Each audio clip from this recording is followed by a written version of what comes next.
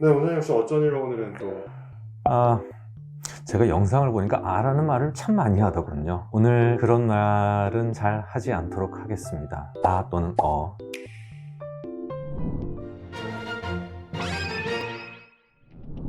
종교의 경전이나 개인적으로 해석이 다 다를 수 있는 소설이 아니라 증거에 입각한 교과서기 때문에 다르게 해석하기가 사실은 거의 불가능합니다. 이거는 과학이기 때문에요. 과학은 반드시 증거에 기반해야지 그걸 과학이라고 하지. 증거에 기반하지 않고 계속 이것이다 라고 말을 한다면 그거는 과학이 아니라 그냥 설이나 주장일 뿐인 것이죠. 어디까지나 의료는 과학이라고 말씀을 드렸는데 의료는 과학 중에서도 아주 특이한 면이 있습니다. 물론 다른 학문을 제가 낮춰본다거나 가볍게 본다는 게 아니라 물리학이나 수학이나 화학이나 이런 분야들은 일단은 있는 그대로 맞아요. 증거를 찾아내는 거죠. 증거를 찾고 거기서 어떤 결과를 도출을 해냅니다. 의학은 그런 모든 것들에 플러스해서 반드시 가미가 되어야 될 게 뭐냐면 윤리입니다.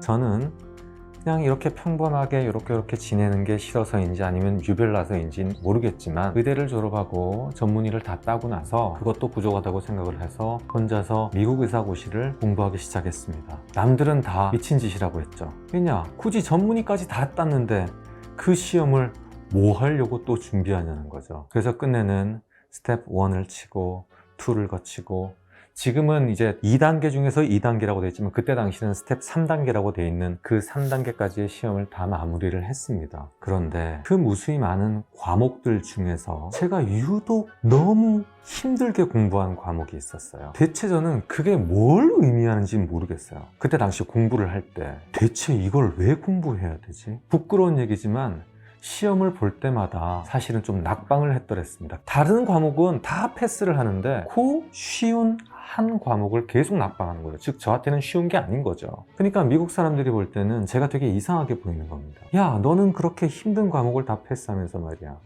이 간단한 쉬운 과목은 왜 계속 낙방하니? 걔네들이 그렇게 쉽다고 생각하는 그 간단한 과목이 대체 뭘까요? 윤리. 맞습니다. 의료 윤리학입니다. 저는 의료에 윤리가 필요하다는 사실은 잘 몰랐어요. 우리에게 윤리란 건 왜 있어야 될까? 의료는 물건을 사고 파는 게 아닙니다. 사람의 생명을 가지고 그 생명을 존중하는 마음을 가지고 그 생명이 잘못되지 않게끔 저희들은 항상 깨어있는 마음으로 공부해야 되고 연구해야 되고, 그런데 그런 노력들이 나만 한다고 되는 것도 아니고 당신만 한다고 되는 게 아니기 때문에 그런 노력들을 통계를 내서 아까 말씀드린 대로 증거를 기반해서 교과서를 만들고 또 일정 기간이 지나면 또 교과서를 만들고 계속 업데이트가 되는 거죠. 업그레이드가 되는 거예요. 그래서 제가 저번 영상에 상처가 났을 때 예전에는 된장을 바르거나 심지어는 흙도 발랐대요. 그랬었지만 그때는 그럴 수밖에 없는 힘든 시절이었겠지만 지금은 그 누구도 상처가 났을 때 된장을 바르거나 흙을 바르지 않습니다. 왜냐하면 그거는 역사적으로 봤을 때 증거를 모으고 모아보니까 전혀 도움이 안 되더라는 거예요. 의사들은 그런 치료를 해서는 안 됩니다. 그래서 저번에 제가 말씀드렸던 하지정맥류 치료의 가이드라인에 대해서 다시 한 번 더 정말 짧고 굵게, 그리고 도저히 이거는 오해를 할 수 없게끔 설명을 가볍게 드리겠습니다. 제가 제일 처음 유튜브를 촬영을 하면서 왜 유튜브 촬영을 하세요? 그동안 조용히 지내다가 라고 여쭤보셨는데 제가 그때 그렇게 대답을 했어요. 올바른 정보만이 환자들을 건강하게 해줄 수 있다고. 그리고 환자분에게 저희들이 올바른 정보를 전달해 드려야지만이 그게 의사로서의 역할이라고요. 누구 한 집단만, 한 사람만 모든 정보를 갖다가 독차지하고 있고 나머지 한 사람이나 한 집단은 그 정보에 대해서 깜깜하다면 그 관계는 결코 공정할 수도 없고 공평할 수도 없습니다. 여러분들에게 그동안 이루어졌던 하지정맥류 치료에 대한, 그리고 그 중에서 한 부분에 대해서 환자분들이 아주 잘못 알고 계시는 한 부분에 대해서 찐 정보를 전달해 드리도록 하겠습니다. 그리고 이건 제가 하는 말이 아니라 전 세계의 가이드라인과 그리고 그 가이드라인을 집대성해서 만들어낸 한국의 가이드라인에 대한 내용입니다. 한번 보시죠. 제가 2010년 4월에 개원을 했습니다. 그때 당시만 하더라도 그렇게 큰 가이드라인이 잘 없었습니다. 그래서 누구는 이렇게 하고 누구는 저렇게 하고 그래도 그걸 뭐라고 할 수가 없었어요. 외국에 있는 의사들은 워낙 소송이 많다 보니까 그런 걸 갖다가 방지하기 위해서 우리가 진짜 올바른 가이드라인을 한번 만들어 보자 라고 해서 미국에서 처음 가이드라인을 만들었습니다. 이게 2011년입니다.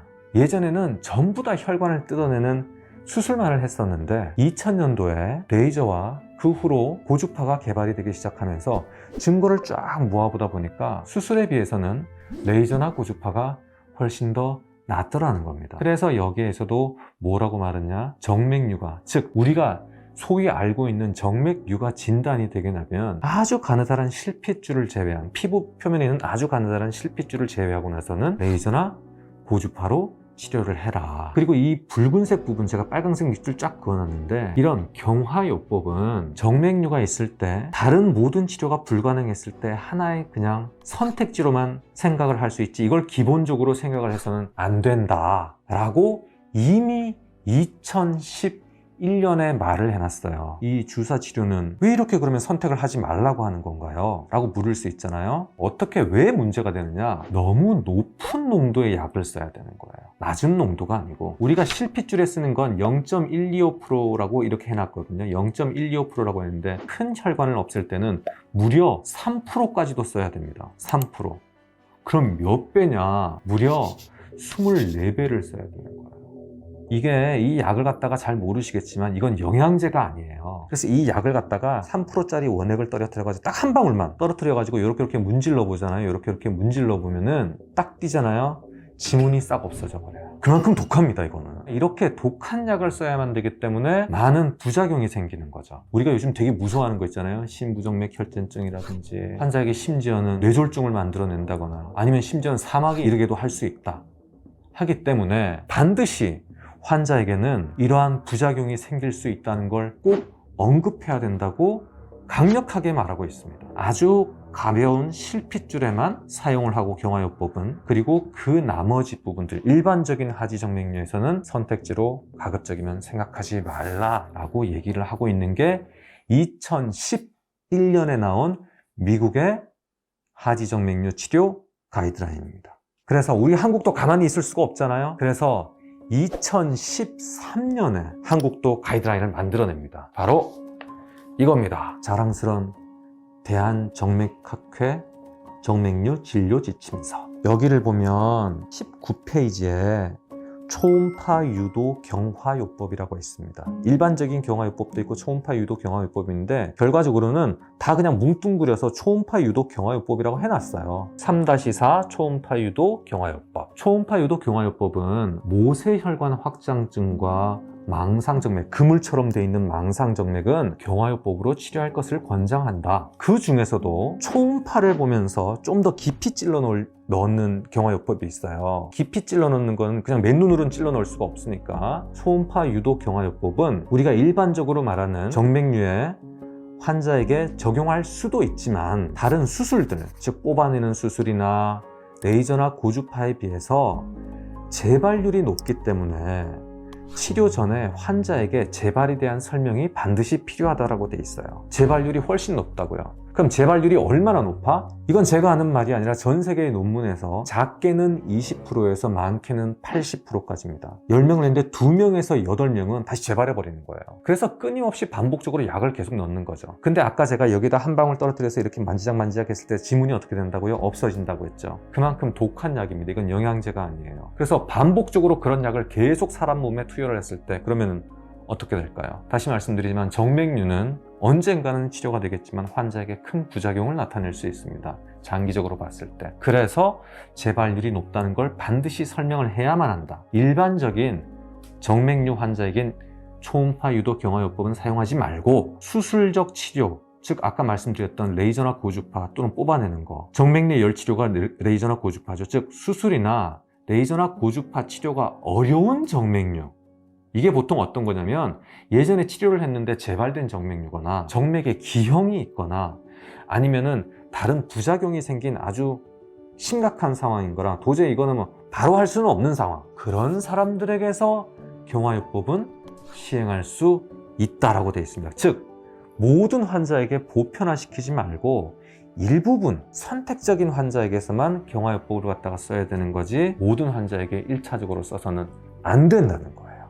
미국의 가이드라인을 기본해서 2년 후에 만든 2013년도에 대한 정맥학회 정맥류 진료 지침서입니다. 이로부터 2년이 지나서 유럽에서 또 가이드라인을 만들었습니다.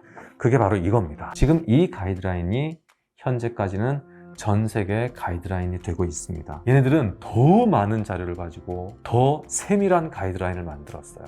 즉 빠져나갈 수 없는 가이드라인을 만들었다는 거죠. 이 경화요법은 똑같은 말을 해요. 모세혈관에는 효과와 안정성이 이미 밝혀졌다. 하지만 환자에게 반드시 부작용에 대해서는 꼭 설명을 해야 된다. 알러지 반응이 생길 수도 있고 피부가 썩을 수도 있고 심지어는 심부정맥 혈전증이라든지 아니면 색전증, 뇌 이상 이런 걸로 인해서 사망할 수도 있다라고 반드시 설명을 하라고 되어 있습니다. 심지어는 6년 후에 90%나 재발되는 확률이 보이더라. 주사 치료만 했더니 6년 후에 90% 정도가 재발되기 때문에 그 환자들은 앞으로 그냥 꾸준하게 계속 받아야 된다는 거예요. 그러니까 하지 말라는 겁니다. 1차적인 치료 방법. 이렇게 높은 확률로 재발을 하기 때문에. 그리고 여기에서 아주 중요한 말이 나오는데요. 저번에 보여드렸던 도표가 바로 이것인데 이것 밑에 제가 이건 그때 당시에는 설명을 안 했습니다만은 DUS 또는 UGFS라고 하는데 이게 뭐냐면 아까 한국의 가이드라인에 나와 있던 초음파 유도화 경화요법입니다. 초음파를 보면서 경화요법 하는 거죠. 여기에서 보면 이 UGFS라는 거는 환자가 혈관의 사이즈가 혈관의 직경이 5에서 7mm 이상만 되면 그때는 그냥 재발하더라는 거예요. 특정한 환자에게만 써야 되는데 그 규칙을 바로 이곳에다가 만들어 놨습니다. 이 규칙이라는 건요 집대성한 건데 이게 제일 높은 규칙이고 그 다음으로 가면 갈수록 하위 법칙이에요. 우리가 헌법이 있고 그 밑에 하위법들이 있는 것처럼 그럼 여기에 있는 이 헌법에 해당되는 게 뭐냐? 가장 높은 건 뭐냐면 어떤 형태의 경화요법이든 첫 번째 치료 방법으로 선택돼서는 안 된다고 돼 있어요. 절대로 안 됩니다. 오로지 선택적인 경우에서만 사용이 돼야 되는데 레이저나 고주파를 받을 수 없는 환자들에게만 사용을 해야 된다는 건데 이런 환자들이 어떤 환자냐? 바로 아주 고령이어서 움직이기가 힘들 정도 아니면은 진짜 꼼짝달싹 못하는데 다리가 정맥류 때문에 썩어 들어가고 있는 거예요. 그런 환자분들에게는 이 주사 치료를 쓸 수가 있다. 즉 일반적으로 하지정맥류를 가진 환자에게는 절대로 1차적인 치료 방법으로 사용해서는 안 되고 도저히 레이저나 고주파 또는 수술적인 치료를 받을 수 없는 사람들에게 한해서만 경화요법을 쓸 수 있다. 아주 선택폭을 좁혀서 사용을 해야 된다 라고 되어 있는 것이지 이걸 일반화시켜서는 안 된다고 몇 번이고 강조를 하고 있습니다. 그래서 이게 2015년에 나온 것이고 현재까지 전 세계 가이드라인이 되어 있는 것이고 한국에서는 이걸 조금 더 특성화시켜서 이번에 드디어 2021년 4월에 이 가이드라인이 업데이트가 됐습니다. 새로 업데이트된 게 바로 이겁니다. 개정서죠. 여기에서는 뭐라고 해놨느냐, 그동안은 없던 말이 나옵니다. 본 지침은 국내외의 근거를 기반으로 우리나라 의료 실정에 적합하고 임상적으로 널리 상용되도록 개발되었다. 또한 환자 및 일반인에게는 최선의 의학 정보를 제공하여 최적의 진료를 받을 수 있도록 하였다. 나아가 본 지침의 활용 및 보급으로 국내 하지정맥류 치료 수준을 향상시키고 이를 통하여 환자의 삶의 질을 개선하며 국민 보건 향상에 이바지하고자 하였다. 국민의 건강을 위해서는 이걸 따라야 된다는 것이죠. 그래서 이곳에서도 약물 치료에 대해서 경화요법에 대해서 15페이지에서 말을 하고 있습니다. 아주 여기도 짧게 요약을 해놨습니다. 경화요법은 그 어떤 형태로든 수술적 치료 혹은 레이저나 고주파 치료가 어려운 정맥류, 아까 말이랑 똑같죠. 그리고 고령 환자나 움직일 수가 없고 수술을 받을 수 없을 만큼 심각한 부작용이 생긴 환자들의 고위험 환자에게서는 경화요법을 시행할 수 있다고 되어 있습니다. 그런 환자들에게만 써야 되는 거지 일반적인 환자에게 1차적인 방법으로 선택해서는 안 된다는 거예요. 절대. 재발률이 높게 보고되고 그리고 상대적으로 큰 혈관에 사용했을 때 부작용이 많이 생길 수 있기 때문에 그래서 다시 말씀드리지만 계속 반복돼서 나옵니다. 똑같은 내용이에요. 수술적 치료 혹은 정맥류의 열 치료가 어려운 정맥류나 고령 환자 등에서 우선적으로 시행하지 나머지 환자에게서는 우선적으로 시행하면 안 된다고 돼 있어요. 여기 보이는 이 혈관에다가 바늘로 찔러서 암에 걸린 환자가 항암제를 넣으면은 그거는 항암제고, 중환자실이나 이런 곳에 가보면은 여기로 주사를 맞고 있는 사람 또는 목으로 주사를 맞고 있는 사람이 있어요. 아주 큰 튜브를 통해서. 그런 튜브를 통해서 주사약을 집어넣으면 그거는 항암제가 아닌가요? 똑같은 항암제예요. 그래서 아까 말씀드렸다시피 가이드라인에서는 어떠한 형식의 경화제건 1차적인 치료 방법으로는 쓰지 말라고 되어 있습니다. 그 피해는 누가 보게 될까요? 요약을 딱 해드리면 수술이라는 건요, 될 수 있으면 받지 마십시오. 그게 가장 좋습니다. 될 수 있으면 받지 마세요. 그런데 만약에 받아야만 하는 상황이라고 한다면 그때는 제대로 받으십시오. 그리고 재발되지 마세요. 전 세계에서 권장하는 치료 방법은 첫 번째로는 현재까지는 열을 가진 치료 방법, 레이저나 고주파를 가지고 치료하는 겁니다. 혹시나 이 영상을 보신 분들은 올바른 하지정맥류 치료에 대한 지식을 가지시고 올바로 치료받으시고 언제까지고 건강하시길 바랍니다. 감사합니다. 누가 이걸 만들었다? 발행인 이정상 선생님이십니다. 대한정맥학회 회장님을 지내신 분이고요. 그리고 이번 같은 경우에는 대한정맥학회 임상진료지침 개정위원회 위원장 김장용님이라고 되어 있는데요. 이분은 강남 성모병원의 혈관외과의 교수님이십니다. 이분도 한국뿐만이 아니라 전 세계를 아우르시는 유명한 분이시죠. 누군가에게 가이드라인을 만드시는 분들은 결코 보통 분들이 아니에요. 여기 있는 첫 번째 피터 글로빅스키 선생님이시죠. 이분 같은 경우에는 메이오 클리닉의 혈관외과의 수장입니다. 사람들은 클리닉 하면요, 되게 작은 거라고 생각을 하세요. 근데 여기서 말하는 클리닉은 역사가 너무 오래된 클리닉들이기 때문에 말이 클리닉이지 어마무시한 규모를 자랑합니다. 한 도시가 병원입니다. 그래서 이거는 누구 개인 혼자만의 의견이 아니라, 그리고 한 나라의 의견이 아니라 전 세계를 아우르는 의견이라고 보시면 됩니다. 네, 수고하셨습니다. 감사합니다.